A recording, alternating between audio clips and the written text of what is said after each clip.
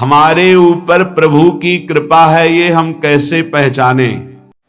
ये 8 लक्षण प्रकट होने लगते हैं जिसके ऊपर प्रभु की कृपा होती है। हमारे ऊपर प्रभु की कृपा है, ये हम कैसे पहचाने? तो ये 8 लक्षण प्रकट होने लगते हैं जिस पर हरिजू की प्रियाजू की कृपा है। पहला, घोर अपराध करने वाले के प्रति भी दया की भावना, शांति पहला लक्षण है। भाव में भी पहले शांत भाव है। हमारे ऊपर श्री हरिजू की कृपा है, इसकी पहचान ये 8 लक्षण। पहला, शांति, अर्थात घोर अपराधी के प्रति भी गुस्सा ना आना, क्षमा करना, यह हरि की कृपा का लक्षण है। देख लो भाई, घोर अपराधी शब्द तो जाने दो, जरा सा प्रतिकूल हो जाए तो लाख समझाओ पर भ्रकुटी तनी रहती है। ईर्ष्या, द्वेष, मात्सर्य, द्रोह, ये उपासक के हृदय की विषय नहीं, ये तो गंदे विषयी पुरुषों के हृदय के लक्षण हैं। जहां ईर्ष्या है, मात्सर्य है, द्वेष है, द्रोह है, ये कुमति के लक्षण है, ये सुमति के लक्षण नहीं, ये हरि कृपा पात्र के लक्षण नहीं। आपसे जो अपराध कर रहा है, द्रोह कर रहा है, आपका क्षमा बल ये हरि प्रसाद से होता है। शांति, क्षमा बल, शांति, सह गया, क्या करूं, सहना ही पड़ेगा क्योंकि भगवत मार्ग में वो ऐसा नहीं होता। शांति, बुरा ही नहीं लगा, हरि कृपा पात्र को बुरा ही नहीं लगा। उमा संत के यही बड़ाई, मंद करत जो करे भलाई, ये सीधा शांति की व्याख्या है। अपने यहां मंगल गान में, करत जे अनुसहन निंदक तिनहु पे अनुग्रह कियो, यह है हरि कृपा, यह है आचार्य कृपा, गुरु कृपा। अपराधी पर भी क्षमा का भाव होना, भला ऐसा है, अपराधी पर भी क्षमा का भाव होना, ये हरि कृपा पात्र में ही होगा, अन्य में नहीं। तो अगर अपने हृदय में ऐसा लगे कि ऐसा नहीं है तो हरिजू से प्रार्थना करनी चाहिए कि कृपा करो, मेरे में सामर्थ्य आवे। दूसरा, अनुसूया, वो किसी भी के प्रति कभी भी कोई दोष दर्शन ही नहीं करेगा। दोष कथन, दोष श्रवण की तो बात जाने दो। अनुसूया, दूसरों के गुणों में दोष ढूंढना, ये नहीं होता, हरि कृपा पात्र में ये नहीं होता। ये सब भजन के नाश करने वाले, जैसे पहला अपराधी पर क्रोध कर देना, तो माया ने भेजा इसीलिए था कि तुम्हारे साथ व्यवहार ऐसा करे कि तुम क्रोध करो, क्रोध करोगे तुम्हारी ऊर्जा शक्ति नष्ट हो जाएगी, अध्यात्म में जो चलने की थी, और कहीं तुमने संकल्प कर लिया तो भजन शक्ति नष्ट हो जाएगी। तो अगर भजन बल है तो गया, जरूर उसको दंड मिलेगा, पक्का मिलेगा, 100% मिलेगा, लेकिन आप खाली हो गए, ना भजन करने की वृत्ति रहेगी और ना भजन रहेगा, दोनों बात। अनुसूया, किसी के सद्गुणों में दोष देखना, गुणों में दोष ढूंढना, ये हरि कृपा पात्र में नहीं होता। ये बहुत मंगलमयी बातें हैं जिससे हमारा भजन मार्ग पुष्ट होता है। तीसरा, वो बाहर से और भीतर से पवित्र रहता है, हरि कृपा पात्र। शौचाचार का ज्ञान होना चाहिए, वस्त्र आपके पवित्र होने चाहिए, ये बाहरी, जल रज आदि के द्वारा बाहरी पवित्रता, और निष्कपटता, निश्चलता, सत्य भाव, ये अंदर की पवित्रता है। अगर कपट है, छल है, असत्य है तो हृदय मलिन रहता है। भीतर और बाहर से पवित्र रहना, इसमें खास बात क्या है भीतर और बाहर से पवित्र रहने में? भीतर और बाहर से सदैव पवित्र कौन रह सकता है? तो बोले जो पुंडरीकाक्ष भगवान श्री हरि का, प्रियाजू का स्मरण करता रहता है, वो शवाभ्यंतर शुचि, वो बाह्य और अभ्यंतर दोनों से पावन रहता है। तीसरी जो कृपा का लक्षण है, अर्थात वो सदैव भगवत चिंतन परायण, शौचाचार का पालन करने वाला, बाहर और भीतर से हरि कृपा पात्र पवित्र रहता है। लघु शंका में जल पात्र में रखा जाता है, जनेंद्रिय को पवित्र किया जाता है, फिर हाथ रज से धो के, फिर कुल्ला करके, आचमन करके, पैर धोकर, ऐसे पवित्र आचरण, ऐसे पशुवत व्यवहार ठीक नहीं। कुछ लोग ऐसी गलती करते हैं कि जिसमें शौच हुआ जाता है उसी में बैठकर लघु शंका करते, तो सारे वस्त्र, पूरा शरीर अपवित्र हो गया आपका। तो अटैच बाथरूम की व्यवस्था माया ने कर दी है। हमें लगता है कि शौचालय अलग होना चाहिए और स्नान गृह अलग होना चाहिए, थोड़ा ही चाहे भेद हो, अंतराय होना चाहिए पवित्रता के लिए। अब ये शौचालय है, यही स्नान करना है, यही लघु शंका करनी है, से तो पवित्रता का निर्वाह नहीं हो पाता। यदि जिस उस जगह आप शौच करते हैं, जो बैठकर उसी पे बैठ के लघु शंका करते हैं, तो आपको पूरा वस्त्र सहित स्नान करना चाहिए पवित्रता के, तभी बुद्धि भ्रष्ट हो जाती है। आपको मंत्र का निरंतर चलना ये कठिन पड़ जाएगा। पवित्रता का निर्वाह करो। देह राग मिटने के बाद एक स्थिति आती है, अवधूत स्थिति, उसमें फिर शरीर की पवित्रता का कोई संबंध नहीं रह जाता। पर अभी तो संबंध है ना देह भाव से, तो बहुत हो से लघु शंका ऐसे करें कि आपके पैरों में, वस्त्रों में छिट्टी ना पड़े, पवित्र रहें। हर समय हमें पवित्र मंत्र जपना है, नाम जपना है, श्री की सेवा में रहना है। बहुत जल्दीबाजी खड़े खड़े लघु शंका की, छिट्टियां पड़ रही, बस ऐसे चल दिए, वो पशुवत आचरण भगवत मार्ग में नहीं चल पाओगे। वो अंदर तुम्हारे व्याकुलता पैदा करता रहेगा, भोगों की, संसार की। शौचाचार का बहुत बड़ा फल है, शरीर राग छूट जाएगा। ये बात समझ लो, शरीर राग छूट जाएगा। शरीर संबंधी पवित्रता शरीर राग छुड़ा देती है, आंतरिक रहस्य है ये। चौथा, ऐसे कार्यों का अनुष्ठान न करें जिनमें हमारा भजन छूटता है, जिनमें सत्य छूटता है, जिनमें भगवत भाव छूटता है। जैसे आपके ऊपर कृपा हुई, आप भगवत मार्ग में चल रहे हैं, अब आप ऐसे संसारिक कार्यों का अनुष्ठान कर रहे हैं जिनमें आपकी चित्तवृत्ति बिल्कुल भगवत विमुख हो रही, तो जीवन का लाभ क्या होगा? लाभ तो है भगवत स्मरण सहित। इसी की मानो टीका है, छठदम शील बिरत बहु कर्मा, निरत निरंतर सज्जन धर्मा। शीलवान और ऐसे कर्मों से विरत जिनसे भगवत विस्मरण होता है, जो सज्जन पुरुषों के द्वारा धर्मानुष्ठान होते हुए उन्हीं का अनुष्ठान, ऐसे कर्मों में ना जाए जिससे भगवत विस्मरण होता है। कल एक ने प्रश्न किया कि मैं खाता तो नहीं हूं, लेकिन मांस की दुकान में मांस बेचता हूं, होटल आदमी, क्या उचित है? ये उचित कैसे हो सकता है?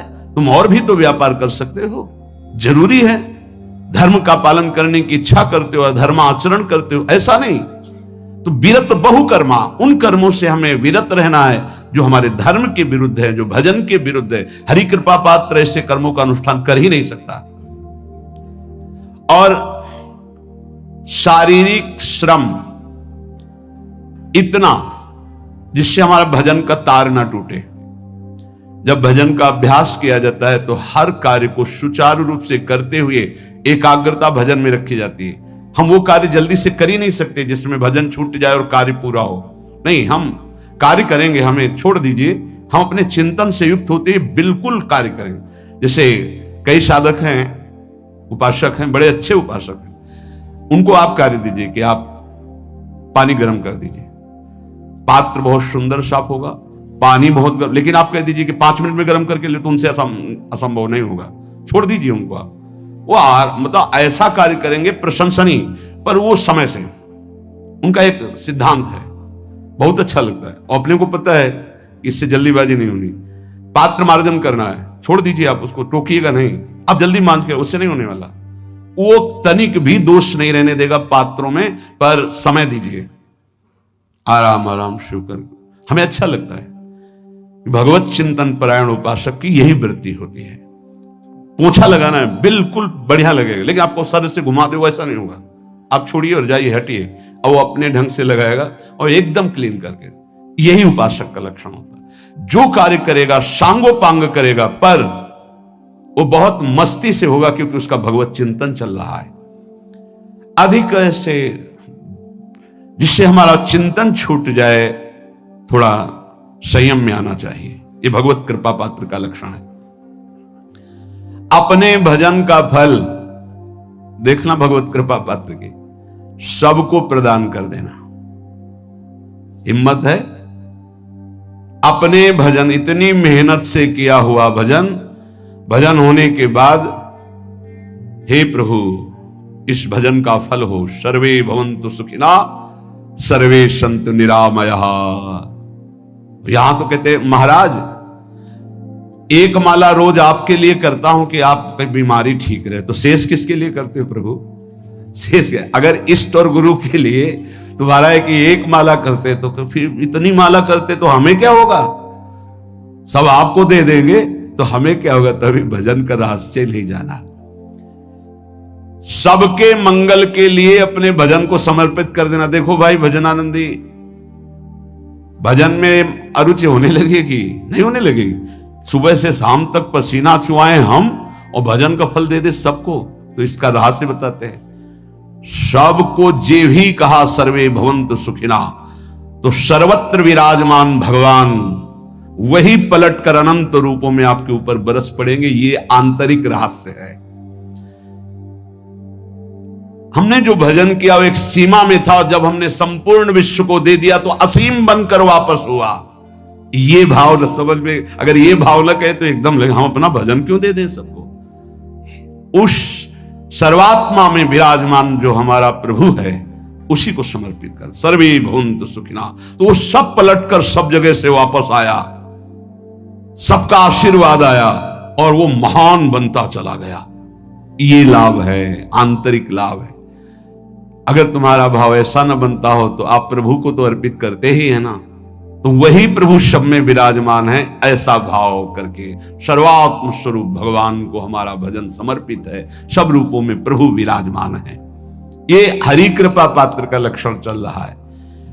और छठवां, अपने भजन से अपने लिए कुछ भी ना चाहना और दूसरों की तो बात जाने दो, दूसरों से कुछ ना चाहना ये तो ठीक है। अपने भजन से अपने लिए कुछ ना चाहना है हिम्मत। देखो ये हरि कृपा पात्र में हिम्मत होती है। अपना भजन अपने प्रयोग में ना लाना, इसका भी आंतरिक रहस्य है। अपने प्रयोग में आप शरीर को लेकर के बोलेंगे, अगर स्वरूप को लेकर तो प्रयोग की कोई वहां जरूरत ही नहीं। स्वरूप पूर्ण काम है, वहां कोई अभाव नहीं। जब आप कोई भाव अपने लिए करेंगे तो देह भाव होगा। देह भाव से किसी विषय की मांग होगी। विषय पूर्ति भजन का फल नहीं होता, भजन का फल होता विषय निवृत्ति। बहुत जोर की बात है, कैसे समझ में आए? अपने भजन का भी फल अपने लिए नहीं, दूसरों से कुछ चाह रखना तो बात ही जाने दो। भजन से भी कोई अन्य सुख की चाह नहीं। क्या चाहिए? भजन ही बनता रहे, भजन का फल भजन बनता रहे, खूब निरंतर जप करते रहे। सातवां, किसी भी मान सम्मान कीर्ति पद प्रतिष्ठा के मिलने पर हृदय का असंतुष्ट हो जाना, यह हरि कृपा पात्र का लक्षण होता है। प्रणाम नमस्कार जय हो तो हृदय में असंतुष्ट हो जाना चाहिए। कोई किंचन मात्र अभिमान न उदय हो जाए। प्रभु बचाओ, ये माया की चकाचौंध से बचा लो नाथ। कौन सा अपराध बन गया कि आपकी जय की जगह यहां हमको ऐसा सुनना पड़े। जैसे एक बार महापुरुष जन कह रहे थे कि जब गुरुजन बड़ाई करने लगे सामने शिष्य की, तो उसको ग्रीवा झुका लेनी चाहिए, पश्चाताप करना चाहिए कि कोई गलती हो गई, आज हमारे गुरुजी ने हमारी बड़ाई कैसे कर दी। इसका मतलब कोई दोष बन गया, कोई गलती हो गई, और प्रार्थना करना चाहिए कि क्षमा कीजिएगा महाराज, अगर कोई गलती हो तो दंड दीजिएगा, लेकिन ये दंड मत दीजिएगा कि आप हमारी प्रशंसा कर रहे हैं। भगवान इससे बड़ा और कोई दंड नहीं हो, ऐसा महसूस होना चाहिए। सम्मानम कलयाति घोर गरलम, ये हरि कृपा पात्र का लक्षण है। नीचापमानम सुधा, नीच पुरुषों द्वारा किया हुआ अपमान अमृत के समान लगे और सम्मान विष के समान लगे। मान प्रतिष्ठा कीर्ति जिसके लिए बड़े बड़े लालायित रहते, हरि कृपा पात्र को विष की तरह चुभती है। और 8वां, किसी भी प्राणी समुदाय से संबंध ना रखते हुए सब पर दया की भावना, सब पर कृपा की भावना, सब पर करुणा मैत्री पर किसी से ममता नहीं। ये सूत्र बहुत व्यवहार में प्रयोग करने योग्य है। सबसे करुणा और मैत्री पर किसी से ममता नहीं। करुणा तो करी भरत जी ने, मैत्री भी की मृग से, पर ममता रहित नहीं रहे। ममता कर ली तो अगला जन्म हिरण का हो गया। ममता नहीं रखनी। निर्ममो निरहंकारा। करुणा मैत्री तो करनी है, जैसे इसमें आदेश है, गीता में जी आदेश है, अद्वेष्टा सर्वभूतान मैत्रः करुणैव च, पर निर्ममो निरहंकारा, ये साधक की चतुरता है। प्राण मात्र पर दया कृपा करुणा मैत्री, पर ममता नहीं। ममता किसी से, और यहां करुणा मैत्री ये तो गायब हो गई, केवल ममता रह गई है। अपने शरीर से ममता, शरीर संबंधियों से ममता, विषय भोगों से ममता, यही जहर है। संबंध में ये ममता ही जहर है, विचारों में अहंकार जहर है, कर्मों में ये आसक्ति जहर है। इसी जहर को मिटा दे तो जीवन मुक्त महापुरुष कर्म करते हुए, विषय सेवन करते हुए, वार्ता करते हुए, विचार करते हुए, बिल्कुल जहर रहित उसका जीवन हो गया। तो ये 8 बातें हरि कृपा पात्र में होती है। इनको बार बार सुनना और हृदय में धारण करना। जो भक्त होता है, हरि कृपा पात्र होता है, उसमें ये 5 बातें कभी नहीं जागृत होती, स्फुरित ही नहीं होती। पहला, किसी से ईर्ष्या। दूसरा, किसी से घृणा। तीसरा, किसी से भयभीत हो जाना। चौथा, भजन सेवन नृत्य गायन आदि में लज्जा लगना। 5वां, किसी की निंदा करना। ये नहीं होती। अब जो आगे वर्णन कर रहे हैं उसमें महापुरुषों की पहचान है। सिद्ध महापुरुष 3 प्रकार के होते हैं। एक होते हैं आचार्य कोटि के, सात्विक विचार वाले। एक होते हैं भ्रष्ट आचरण वाले। एक होते हैं पिशाचाचरण वाले। और तीनों सिद्ध हैं। बहुत बड़े महापुरुष पूज्यपाद उड़िया बाबा जी हैं, वही रहस्य का प्रकाश कर सकते थे, अन्यथा बिना ब्रह्मबोध महापुरुष के ऐसा नहीं। तीनों सिद्ध हैं, तीनों भगवत प्राप्त है। सात्विक आचार वाले, जो आचार्य कोटि के होते हैं, एक एक अक्षर शास्त्र मर्यादा के अनुसार चलने वाले, जैसा शास्त्र कहता वैसा उनके आचरण में दिखाई देगा। और वो उससे सिद्ध भगवत प्राप्त महापुरुष हैं, पर उनके आचरण तस्मात् शास्त्रम प्रमाणम थे। दूसरे, भ्रष्टाचार। ऐसों को पहचान पाना बहुत कठिन होगा। भेष मलिन, आचरण मलिन।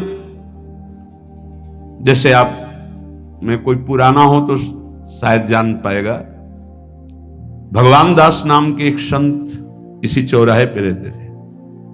ये जो चौराहा है, कभी नंगे पड़े रहते थे, कभी वो पा रहे उनके साथ कुत्ता पा रहा है, कभी नाली का पानी पी रहे हैं।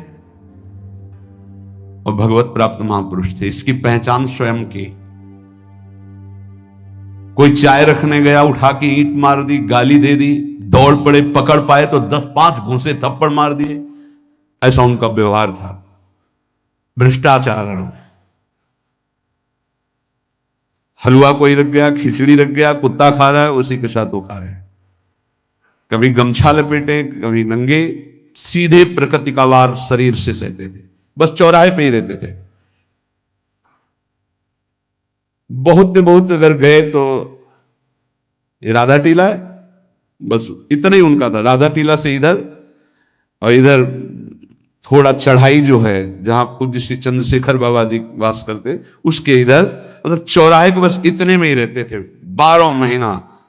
20 साल उनको देखा। तो जब काशी से आए हुए थे तो उनको देखा तो उनकी दृष्टि से लगा कि ये स्थिति प्रज्ञ महापुरुष हैं, पर अपने को छुपाए हुए ऐसी लीला करें। पर उनके कुछ ऐसे आचरण थे जिनसे लगा कि इनकी, हमें लगता है, बुद्धि खराब है क्या, मतलब पागलपन का दौड़ा है क्या ऐसे। राधा रमन जी दर्शन करने गए तो जो पुंडरीक जी हैं इनके बाबा, वो उस समय थे, उनके पुत्र जो पुंडरीक जी के पिताजी, वो उनके सहायक हुए। करुणा कृपा हुई उनकी, उन्होंने देखा। वो तो बाद में परिचय जाना उनका, हमें पता नहीं, तो बाद में परिचय। वो पीत वस्त्र धारण किए हुए वयोवृद्ध है, डलिया लाए, राधा रमन जी को निकाल करके अपने को प्रसाद मिला। तो सीधे राधा रमन जी की कृपा का अवलोकन करते हैं और परिक्रमा लगाना। एकदम संकल्प बना, कमंडल में 2 कुलिया रखी, ढक्कन से इसे ढक के, और बस मन में आया कि अगर वो बाबा हमसे आते हैं, हमारे कमंडल से कुलिया, सत्य, परम सत्य, कुलिया लेते हैं और पाते हैं और फिर रख के चल देते हैं, तो मैं मान जाऊंगा कि प्रभु ये आपके धाम के सिद्ध महापुरुष हैं, आए हुए थे हम काशी से ऐसे। क्योंकि काशी में ऐसी लीलाएं देखी थी बड़े अद्भुत कोटि के महापुरुषों को। आपसे सत्य कहते हैं। वो पेड़ हट गया, रमण रेती में था, बीच रोड में था, चबूतरा बना था, वो ऐसे पड़े थे, वहां के हम बैठ गए, बिजली की तरह उठे, रफ्तार से आए, खड़े हो गए हम बिल्कुल, क्योंकि हमें पता था कि घूसा थप्पड़ इनका प्रसाद होता है। हम कहा उस समय, हम कहा अगर हाथ चलाएंगे तो पकड़ लेंगे ना, बिल्कुल पोजीशन में खड़े। तो बंगाली भाषा में कुछ बोले, वैसे गले में हाथ डाला, ढक्कन हटाया, कुलिया निकाली, पाया कुलिया वहीं रखा, ढक्कन रखा, गए और वहीं लेट गए। सत्य कहते एकदम रोम रोम खड़ा हो गया कि अरे भगवत प्राप्त महापुरुषों को जानना बड़ा कठिन है, कैसे आचरण, भ्रष्ट आचरण से रहते हैं।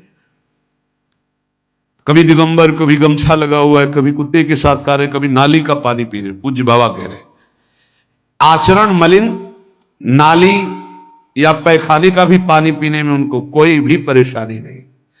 गंदे जगह मलिन भाव से पड़े रहना, किंतु वृत्ति हर समय भगवदाकार रहना, भगवदाकार रहना। ये तीसरे, पिशाचाचार, गाली गलौज करना, ईट पत्थर से मारना, हर मलिन चेष्टा बहुत कठिन है, बहुत कठिन है। ये सब देखने को मिला है भगवत कृपा से तीनों प्रकार के महापुरुषों का। वृंदावन में एक आगंतुक संत आए थे बाहर से, वो रात्रि में हर वृक्ष के नीचे खड़े रहते, पैर सूज गए थे, उनको कभी बैठे और लेटे नहीं देखा, खड़े ही रहते थे। ये 25 वर्ष के लगभग की बात है। उनको जब देखा तो देखते ही उनकी दृष्टि ऐसी थी ऊर्ध्व, लगा है तो भगवत प्राप्त महापुरुष है। 45 वर्ष की अवस्था हो, बस खड़े रहते थे, चरण उनके फट गए थे ऊपर से ऐसे खड़े खड़े। रात्रि में एक दिन हिम्मत की, बोलते नहीं थे वो, लार बह रही है ऐसे गंदे कपड़े, वो महाराज जी आप कृपा करें, उस समय मदन टेर में, कि आप आइए। तो खड़े हो गए, तो आटे के 4 लड्डू हमें मिले हुए थे, तो कहा आप कृपा करके पाइए। पाए तुमका आपका ये जो बाहरी परिवेश है और आपके जो बाहरी लीलाएं हैं, ये बाहरी लोग तो भले न समझ पाए, पर प्रभु मुझे ऐसा अनुभव होता है आप भगवत प्राप्त महापुरुष हैं। रो पड़े हो, कभी हमने उनको ऐसा नहीं देखा, रो पड़े। और उनका ये हमारे गुरुदेव की कृपा है। उनका कब से वृंदावन आप आए, बोले कुछ दिन में।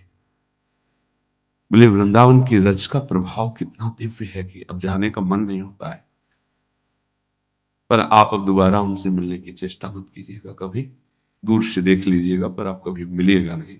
आप भक्त हैं इसलिए आपसे संभाषण कर लिया। ये तो आपने सुना, सुबह की लीला, ईंट चल रही थी उनपे, वो दिगंबर खड़े थे, ईंट मार रहे थे लोग, परिक्रमा वाले लोग उनको ईंट मार रहे थे, कई जगह उनकी ईंट लगी। उनको लग रहा था ये पागल है, नहीं पहचाना जा सकता। 3 प्रकार के महापुरुष होते, एक होते सात्विक आचार वाले, बहुत जो शास्त्रीय आज्ञा वैसे ही अक्षर से आपको दिखाई देंगे, आचार्य कोटि के, पवित्र शरीर, पवित्र वस्त्र, पवित्र आचरण, एकदम आचार्य कोटि। दूसरे एकदम भ्रष्ट आचरण, समझ ही नहीं सकते आप। तीसरे पिशाच की तरह, समझ ही नहीं सकते उनको। अब लाभ होता है केवल पहले वाले से, सात्विक, तस्मात् शास्त्रम प्रमाणम थे, इससे जनता का लाभ होता है।